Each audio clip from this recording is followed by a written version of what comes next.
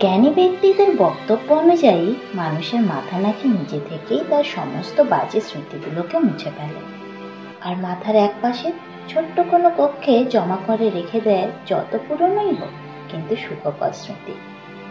ছোটবেলার কথা মনে পড়ে আপনার? এমন কখনো হয়েছে যে ছোটবেলায় এমন কিছু করেছেন যা পরবর্তীকালে মনে পড়লে লজ্জায় মাটিতে মিশে যাচ্ছে? কিংবা এমন কিছু হয়েছে যে ছোটবেলায় খুব প্রিয় একটি মানুষকে হঠাৎ করে বড়বেলায় মনে পড়েছে, মাঝখানে হয়তো যার সাথে আর কোনো যোগাযোগই নেই? ছোটবেলায় সেই মানুষটিকে ছাড়া হয়তো আপনার চলতোই না, কিন্তু এখন যদি হঠাৎ রাস্তায় দেখা হয় তাহলে হয়তো একটা হাসি ছাড়া আর কিছুই পাবেন না, কিংবা হয়তো লজ্জাতে কথাই বলতে পারবেন না। হয়তো এইরকমটা আছে তেমন অনেক মানুষ যাদের সাথে নেই হয়তো রক্তের সম্পর্ক, কিন্তু ছোটবেলাটা কেটেছে তাদের উপরই নির্ভর করে। এই গল্প সাহিত্যিক বিভূতিভূষণ বন্দ্যোপাধ্যায়ের একটি বিখ্যাত রচনা, খুড়িমা। আচ্ছা, খুড়িমা মানে তো কাকিমা। আপনারা ছিল নাকি ছোটবেলায় এরকম প্রিয় কাকিমা? যদি থাকে অবশ্যই জানাবেন। আর গল্পটি ভালো লাগলে লাইক করে দেবেন, চ্যানেলটিকে কিন্তু সাবস্ক্রাইব করতে ভুলছেন না। তাহলে শুরু করা যাক আজকের গল্প। খুব বর্ষা নামিয়াছে, দিন রাত টিপ টিপ বৃষ্টি। আমি চণ্ডীমণ্ডপের দাওয়ায় বসিয়া অঙ্ক কষিতেছি। বেলা প্রায় দুপুর হইতে চলিল।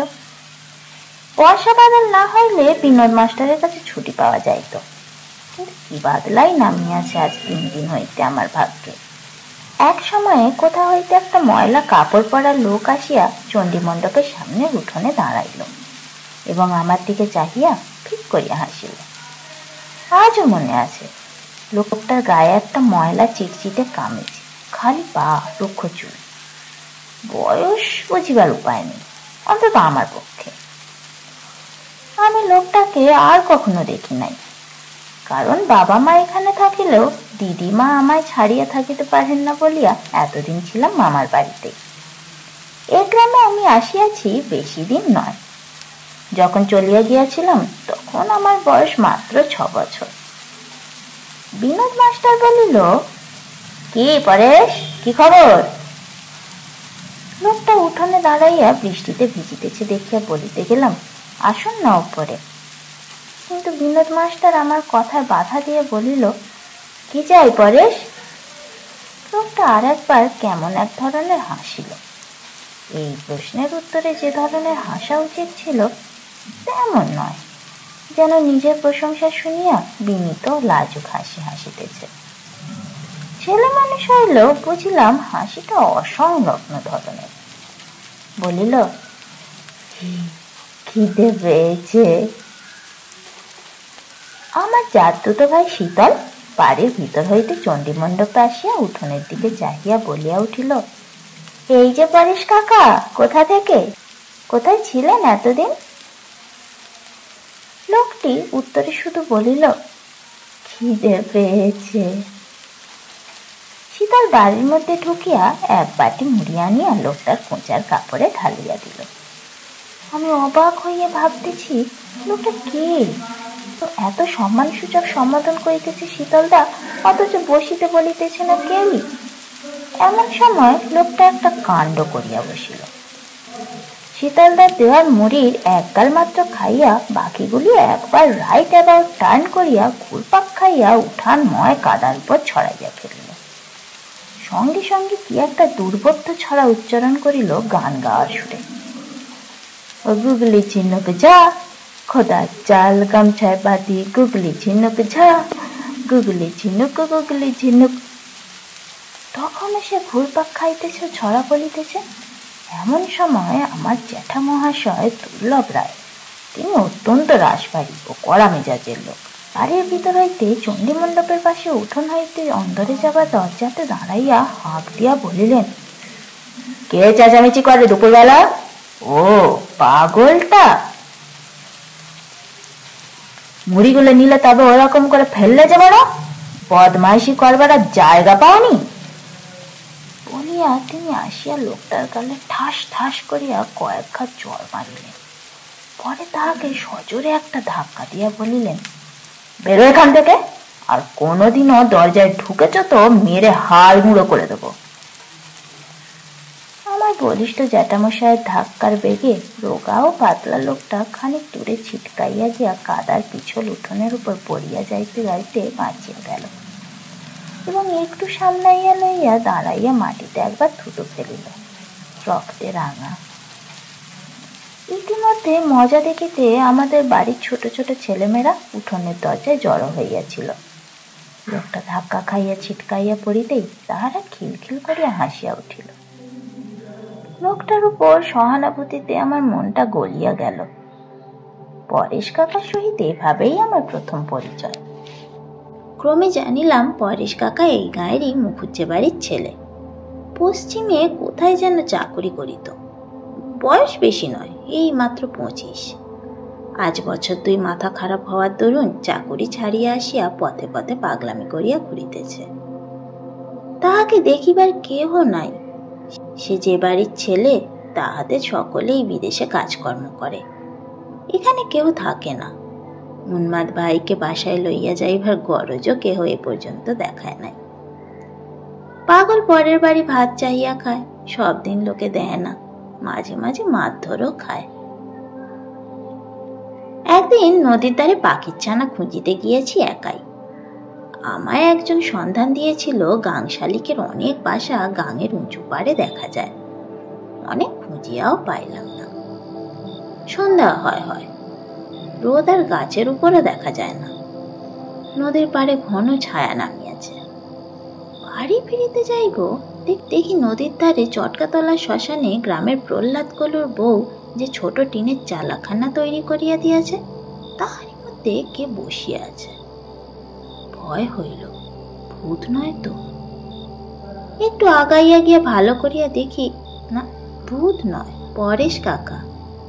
ঘরের মেঝেতে শ্মশানের পরিত্যক্ত একখানা জীর্ণ মাদুর পাতিয়া চুপ করিয়া বসিয়া আছে। আমাকে দেখিয়া বলিল, পয়সা আছে কাছে? পরেশ কাকাকে ভয় করিয়া সবাই এড়াইয়া চলে, আমি কিন্তু সাহস করিয়া কাছে গেলাম। আমি জানি পরেশ কাকা এ পর্যন্ত মার খাইয়াছে, মারে নাই কাহাকেও। আহা, পরেশ কাকার পিঠে একটা দগদগে ঘা, গায়ে মাছি বসিতেছে। পাশে একটা মালসায় কতগুলি ডাল ভাত, তাহাতেও মাছি বসিতেছে। বলিলাম, এ জঙ্গলের মধ্যে আছেন কেন কাকা? আসবেন আমাদের বাড়ি, আসুন, শ্মশানে থাকে না। পরেশ কাকা বলিল, দূর, শ্মশান বুঝি? এ তো আমার বৈঠকখানা। ওদিকে বাড়ি রয়েছে, দোমহলা বাড়ি। 2000 টাকা জমা রেখেছি দাদার কাছে। বৌদিদির সঙ্গে ঝগড়া হয়েছে কিনা তাই দিচ্ছে না, ঝগড়া মিটে গেলেই দিয়ে দেবে। 5 বছর চাকরি করে টাকা জমাইনি ভেবেছিস? কত করিয়া খোসামত করিলাম, পরেশ কাকা মরার মাদুর ছাড়িয়া কিছুতেই উঠিল না। ইহার কিছুদিন পরে শুনিলাম পরেশ কাকার মামারা আসিয়া তাহাকে হুগলি লইয়া গিয়াছে। 2 বৎসর পরে আমার উপনয়নের দিন ভোজে পরেশ কাকাকে ব্রাহ্মণদের পংক্তিতে পরিবেশন করতে দেখিলাম। শুনিলাম তাহার রোগ সম্পূর্ণ সারিয়া গিয়াছে। মামারা অনেক ডাক্তার কবিরাজ দেখাইয়াছিল এবং অনেক পয়সা করি খরচ করিয়াছিল। কি সুন্দর চেহারা হইয়াছে পরেশ কাকার। পরেশ কাকা যে এত সুপুরুষ, আগল অবস্থায় ছেঁড়া ন্যাকড়া পরনে, গায়ে কাদা ধুলা মাখিয়া বেড়াইতো বলিয়াই আমি বুঝতে পারি নাই। বলিষ্ঠ একহারা গরম, রং টকটকে গৌরবর্ণ, মুখশ্রী সুন্দর, দেখিয়া খুশি হইলাম। কিছুদিন পরে ঘটা করিয়া পরেশ কাকার বিবাহ হইল। শুনিলাম নববধূ কলিকাতার কোন অবস্থাপন্ন গৃহস্থ বাড়ির মেয়ে। ওইকালে খুব ঝড় বৃষ্টি হওয়ার দরুন বরবধূর পৌঁছাতে 1 প্রহর রাত্রি হইয়া গেল। আলো জ্বালিয়া বরণ হইল। এসিটিলিনের গ্যাসের আলোতে আমরা নববধূর মুখ দেখিয়া অবাক হইয়া গেলাম। এসব অঞ্চলে অমন সুন্দরী মেয়ে কখনো দেখি নাই। সকলেই এক বাক্যে বলিল, বউ নয়, পরী। পরেশের বহু জন্মের ভাগ্য এমন বউ মিলিয়াছে। বিবাহের কিছুদিন পরে পরেশ কাকার বউ বাড়ি চলিয়া গেলেন। মাস 2 পরে আবার আসিলেন। সকালে পরেশ কাকাদের বাড়ি বেড়াইতে গেলাম। তাহাদের বাড়ির সকলে তখন কি একটা ছুটিতে বাড়ি আসিয়াছে। অনেকে আমার বয়সী ছেলে মেয়ে। নতুন খুড়িমা বারান্দায় বসিয়া কুটনো কুটিতেছেন, জরিপার শাড়ি পরনে। আমাদের স্কুলে সরস্বতী প্রতিমা করানো হইয়াছিল এবার, ঠিক যেন প্রতিমার মতো মুখশ্রী। আমরা সামনে উঠোনে ছুটোছুটি করিয়া খেলা করিতেছিলাম। পরেশ কাকার বউ ওখানে বসিয়া থাকাতে সেদিন আবার যেন উৎসাহ দ্বিগুণ বাড়িয়া গেল। ইচ্ছা হইল কত কি অসম্ভব কাজ করিয়া খুড়িমাকে খুশি করি। সে কি লাফঝাঁপ, কি দৌড়াদৌড়ি, কি চেঁচামেচি শুরু করিয়া দিলাম। হঠাৎ গায়ে যেন 10 জনের বল আসিল। এমন সময় শুনলাম পরেশ কাকার বউ বাড়ির ছেলে নেপালকে বলিতেছেন, ওই ফর্সা ছেলেটি কে নেপাল? বেশ চোখ দুটি। নেপাল বলিল, ও পাড়ার গাঙ্গুলি বাড়ির বাবু। পরেশ কাকার বউ বলিলেন, ডাক না ওকে। আনন্দে আমার বুকের মধ্যে ঠিপ ঠিপ করিতে লাগিল। মুখ আগেই রোদে ছোটাছুটিতে রাঙা হইয়াছিল, এখন তো আরো রাঙা হইয়া উঠিল লজ্জায়।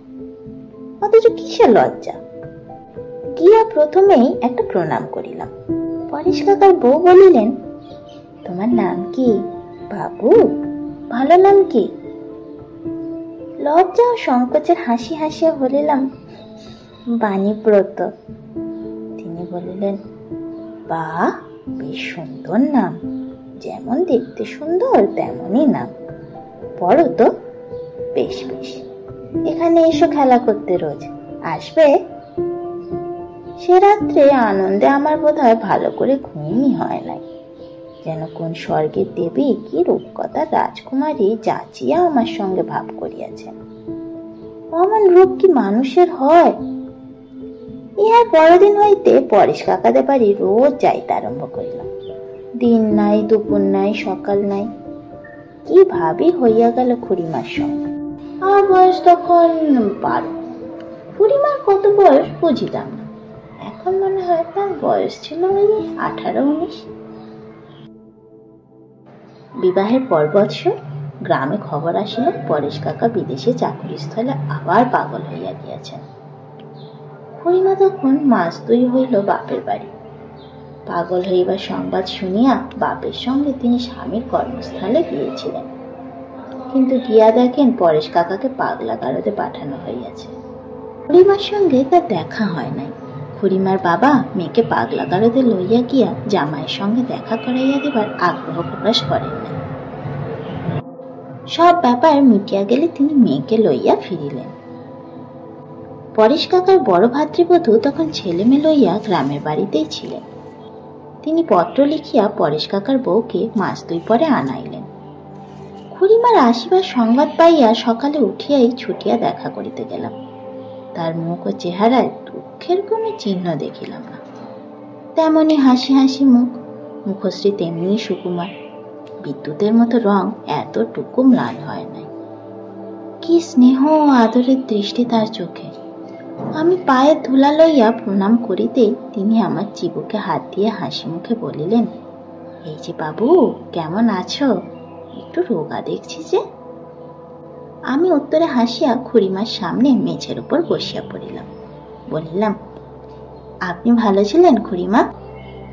খুড়িমা বলিলেন, আমার আর ভালো থাকা থাকি, তুমিও যেমন বাবু। পরেশ কাকা পাগল হইয়াছেন সে কথা ভাবিয়া খুড়িমার মন দুঃখ হইল। অভাগিনী খুড়িমা।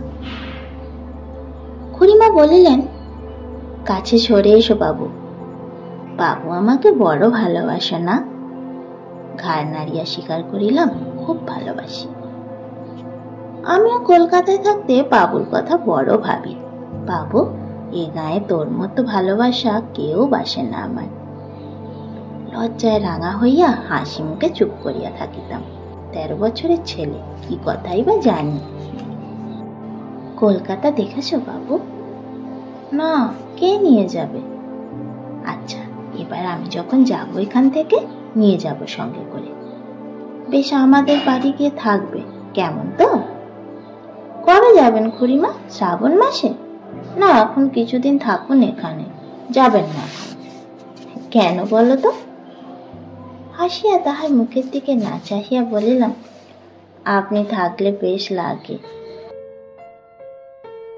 নতুন বামুন হইয়াছি, তখনও একাদশী ছাড়ি নাই, যদিও 1 বৎসরের বেশি উপনয়ন হইয়া গিয়াছে। প্রত্যেক একাদশীতে খুড়িমা নিমন্ত্রণ করিয়া আমাকে খাওয়াইতেন। নিজের হাতে আমার জন্য জল খাবার করিয়া রাখেন, কোনোদিন মোহনভোগ, কোনোদিন নিমকি কি কচুরি। বৈকালে বেড়াতে গেলে কাছে বসিয়া যত্ন করিয়া খাইতে দিতেন। অনেক রকম ব্রত করিতেন, তার ব্রতের বামুন আমি। পইতে ও পয়সা কত জমা হইয়া গেল আমার টিনের ছোট বাক্সটাতে। আমিও অবসর পাইলেই খুড়িমার কাছে ছুটিয়া যাইতাম। ছাদের কোণে বসিয়া কত আবল তাবল বকিতাম তার সঙ্গে, বই পড়িয়া শোনাতাম। খুড়িমা বেশ ভালোই লেখাপড়া জানিতেন, কিন্তু বলিতেন, বাবু তুই পড়ে শোনা দেখি, ভারী ভালো লাগে আমার তোর মুখে বই পড়া শুনতে, তোর গলার সুর ভারী মিষ্টি। আমাদের গ্রামে সেবার নিমাই সন্ন্যাস পালা হইয়াছিল বারোয়ারিতে। পালাটার মধ্যে বিষ্ণুপ্রিয়ার একটা গান চমৎকার লাগিয়াছিল বলিয়া শিখিয়া লইয়াছিলাম, এবং বেশ ভালো গাইতেও পারতাম। নয়নে কখনো হেরিব না নাথ, দেখা হবে মনে মনে, আমার নিশীথ স্বপনে এসো, এসো তন্দ্রা আবরণে। খুড়িমা প্রায় বলিতেন, বাবু সেই গানটা গাও তো। গ্রামের লোক অনেকে কিন্তু খুড়িমাকে দেখিতে পারিতেন না। আমার কানেও এরকম কথা গিয়াছে। একবার রায়বাড়ির বড় গিন্নিকে বলিতে শুনিলাম, কি জানি বাপু, জানি নে, ওসব কলকাতার কাণ্ড। স্বামী যার পাগলা গারদে, তার আবার অত চুল বাঁধবার ঘটাই বা কিসের, অত পাতা কাটার বাহারি বা কিসের, এত হাসি খুশি বা আসে কোথা থেকে, কিবে ঢং, কিবে বাড়ির রং। না বাপু, আমার ওসব ভালো লাগে না। তবে আমরা সেকেলে বুড়ো হাবরা, কলকাতার ফেসিয়ান তো জানিনি। এরকম কথা আমি আরো শুনিয়াছি অন্য অন্য লোকের মুখে। মনে হইতে তাদের নাকে ঘুষি লাগাইয়া দিই, তাদের সঙ্গে ঝগড়া করি, তাদের বলি, না তোমরা জানো না, তোমাদের মিথ্যে কথা, তোমাদের অনেকের চেয়ে খুড়িমা ভালো, খুব ভালো। কিন্তু যাহারা বলে তাহারা গ্রাম সম্পর্কে গুরুজন, বয়স অনেক বেশি, কাজেই চুপ করিয়া থাকিতাম। তাহার চেহারা মুখশ্রী এতকাল পরে আমার খুব যে স্পষ্ট মনে আছে তা নয়, কেবল একদিনের তার অপূর্ব কৌতুকোজ্জ্বল হাসি মুখ গভীরভাবে আমার মনে ছাপ দিয়াছিল। যখন সে মুখ মনে পড়ে, তখন একটা 19-20 বছরের কৌতুকপ্রিয়া হাস্যমুখী সুন্দরী তরুণীকে চোখের সামনে স্পষ্ট দেখিতে পাই। সেবার আমাদের গ্রামে কোথা হইতে একদল পঙ্গপাল আসিয়াছিল। গাছপালা, বাঁশবন, সজনে গাছ, ঝোপঝাড় পঙ্গপালে ছাড়িয়া ফেলিল। খুড়িমা ও আমি ছাদে দাঁড়াইয়া এই দৃশ্য দেখিতেছিলাম। দুজনের কেহই আর যে কখনো পঙ্গপাল দেখি নাই তা বলাই বাহুল্য। হঠাৎ খুড়িমা বিস্ময় ও কৌতুকে আঙুল বাড়াইয়া দেখাইয়া বলিলেন, ও বাবু দেখ দেখ, ভাইদেব নিম গাছে একটা পাতাও রাখেননি, শুধু গুঁড়ি আর ডাল, এমন কাণ্ড তো কখনো দেখিনি। ও মা গো! বলিয়াই কৌতুকে ও আনন্দে বালিকার মতো খিলখিল করিয়া হাসিয়া উঠিলেন। তার ওই হাসি মুখটি আমার মনে আছে। বর্ষা কাটিয়া শরৎ পড়িল। আমাদের নদীর দুধারে কাশফুল ফুটিয়া আলো পড়িল। আকাশ নীল, লঘু শুভ্র মেঘখণ্ড বাদাম বনের চরের উপর হইতে উড়িয়া আসে, আমাদের সাহেবের ঘাটের উপর দিয়া, গিরিশ জ্যাঠাদের বড় আম বাগানের উপর দিয়া, শুভরত্নপুরের মাঠের দিকে কোথায় উড়িয়া যায়। বড় বড় মহাজনী কিস্তি নদী বাহিয়া যাতায়াত শুরু করিয়াছে। গয়ালরা ধান মাপিতে দিন রাত বড্ড ব্যস্ত। খুড়িমা আমাদের গ্রামে রহিয়া গেলেন, পরেশ কাকাও পাগলা গারদ হইতে বাহির হইলেন না। খুড়িমাদের বাড়ি তার ননদের এক দেওর আসিল পূজার সময়। নাম শান্তিরাম, বয়স 24-25, দেখিতে চেহারাটা ভালো। অল্প দিনের জন্য এখানে বেড়াতে আসিয়া যেন কুটুম্ব বাড়ি ছাড়িয়া আর নড়িতেই চায় না। যাইলেও অল্প দিনের মধ্যে ফিরে আসিয়া আবার কিছু কাল কাটাইয়া যায়। ইহার কারণ আমি কিছু বলিতে পারিব না। কেবল ইহা শুনিলাম যে গ্রামে তার নামের সঙ্গে খুড়িমার নাম জড়াইয়া একটা কুকথা লোকে রটনা করিতেছে। একদিন দুপুরের পর খুড়িমাদের বাড়ি গিয়াছি। পিছনের রোয়াকে পেঁপেতলার জানলার ধারে খুড়িমা বসিয়া আছে।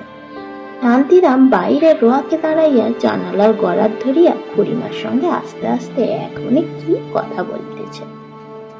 আমাকে দেখিয়া বিরক্তকর সুরে বলিল, কি বাবু, দুপুরবেলা বেড়ানো কি? পড়াশোনা করো না? যাও, এখন যাও। আমি শান্তিরামের কাছে যাই না, গিয়াছি খুড়িমার কাছে।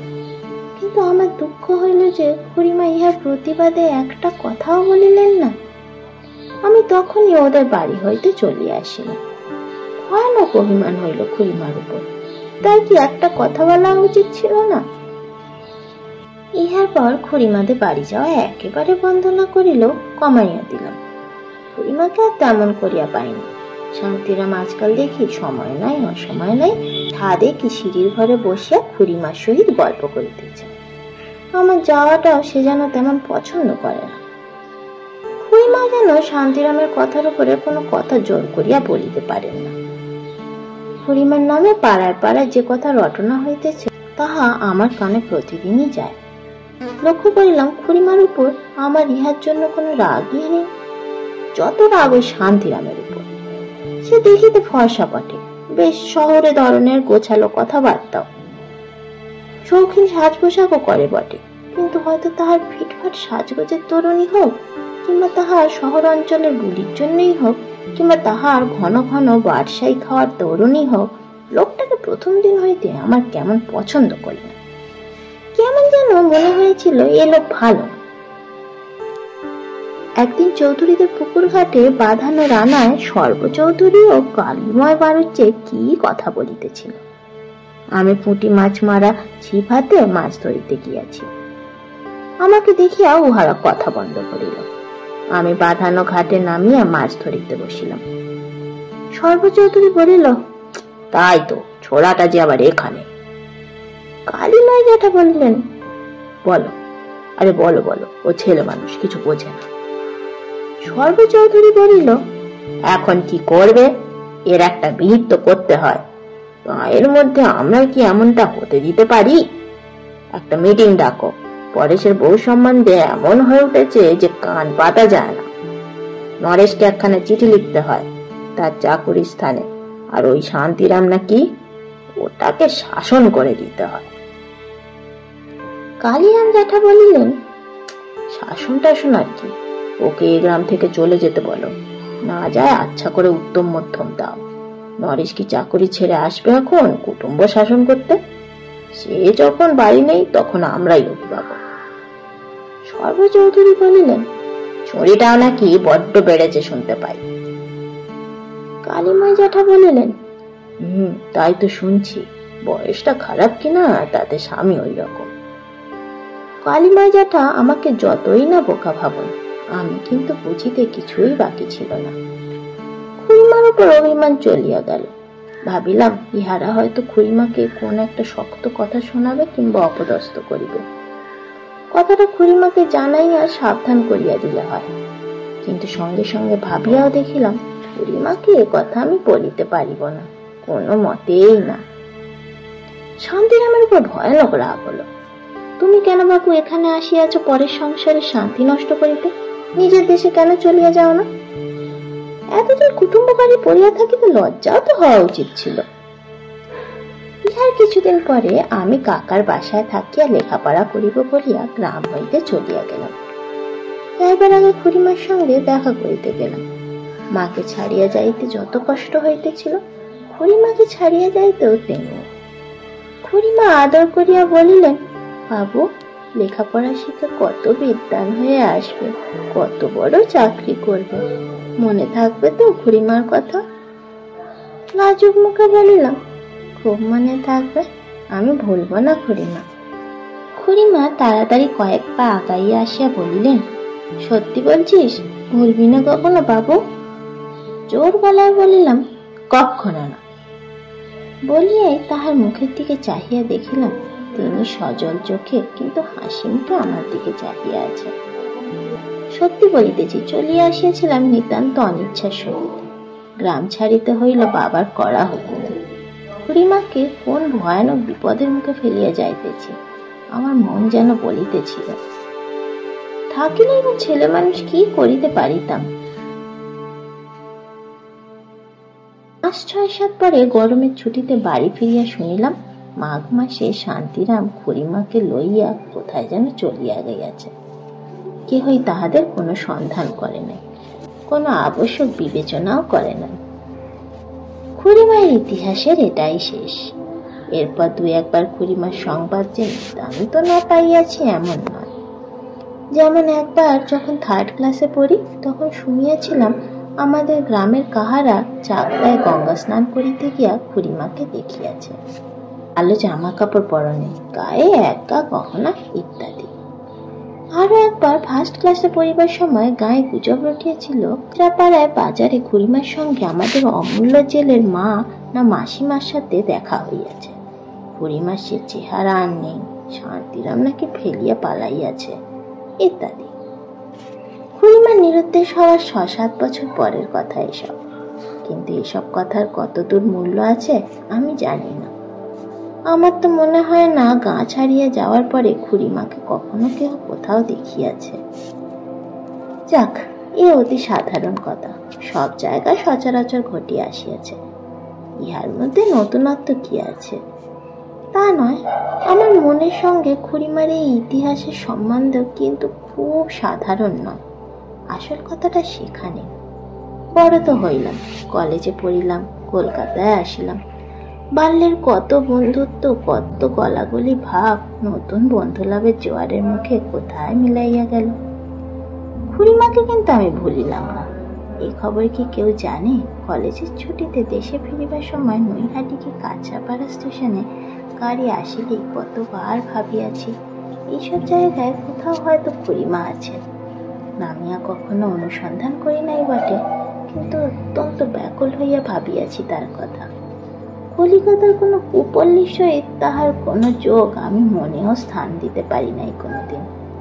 কেন তাহা জানি না, বোধ হয় পারলে কাঁচরাপাড়া বা চাকদহে তাহাকে দেখা গিয়াছে বলিয়া যে গুজব রটিয়াছিল, তাহা হইতে ওই অঞ্চলের সহিত তাহার সম্পর্ক আমার মনে বদ্ধমূল হইয়া গিয়াছে।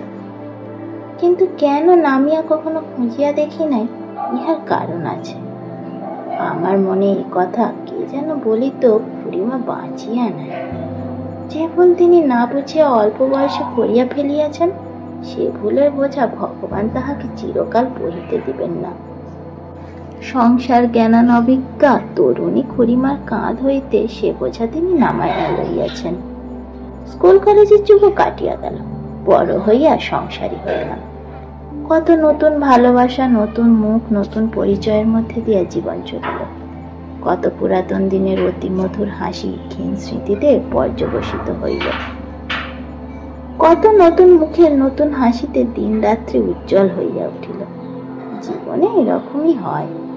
একদিন যাহাকে না দেখিলে বাঁচিব না মনে হইত, ধীরে ধীরে সে কোথায় তলাইয়া যায়। হঠাৎ একদিন দেখা গেল তাহার নামটাও আর মনে নাই। মনের ইতিহাসের এই ওলট পালটের মধ্যে দিয়াও খুড়িমা কিন্তু টিকিয়া আছেন অনেক দিন। বাল্যে তাহার নিকট বিদায় লইবার সময় তাহাকে কখনো ভুলিব না বলিয়া যে আশ্বাস দিয়াছিলাম, বালক হৃদয়ে সেই সরল সত্য বাণীর মান ভগবানই রাখিয়াছেন। কিসে জানিলাম বলি, আমাদের গ্রাম হইতে খুড়িমা কতকাল চলিয়া গিয়াছেন। বঙ্গবালু আর কখনো তারপরে আমাদের গ্রামে আসে নাই, কিন্তু রায়দের সেই নিম গাছটি এখনো আছে। বেশি দিনের কথা নয়, বোধহয় গত মাঘ মাসের কথা হইবে। রায়দের বাড়ি জমি জমা সম্পর্কে একটা কাজে গিয়ে সতীনাথ রায়ের সঙ্গে একখানা দরকারি দলিলের আলোচনা করিতেছি। হঠাৎ নিম গাছটায় নজর পড়াতে কেমন যেন অন্যমনস্ক হইয়া গেলাম। বহুদিন এদিকে আসি নাই। পারলে সেই নিম গাছটা। পরক্ষণে 2টি অদ্ভুত ব্যাপার ঘটিল। 26 বৎসর পূর্বের এক হাস্যমুখী বালিকার কৌতুক ও আনন্দে উচ্ছ্বসিত মুখ মনে পড়িল, এবং নিজের অলক্ষেতে মনটা একটা অদ্ভুত অব্যক্ত দুঃখে ও বিষাদে পূর্ণ হইয়া গেল যে দলিলের আলোচনায় কোনো উৎসাহই খুঁজিয়া পাইলাম না। দেখি দেখিলাম খুড়িমাকে তো এখনো ভুলি নাই। বয়স হইয়াছে, মনে হইল মোটা 18-19 বছর বয়স ছিল খুড়িমার। কি ছেলে মানুষই ছিলেন। মানুষের মনে মানুষ এইরকমই বাঁচিয়া থাকে। গত 26 বছরের বিধিপথ বাহিয়া কত নববধূ গ্রামে আসিয়াছেন গিয়াছেন, কিন্তু দেখিলাম 26 বছর আগেকার আমাদের গ্রামের সেই বিস্মৃতা হতভাগিনী তরুণী বধূটি আজও এই গ্রামে বাঁচিয়া আছেন।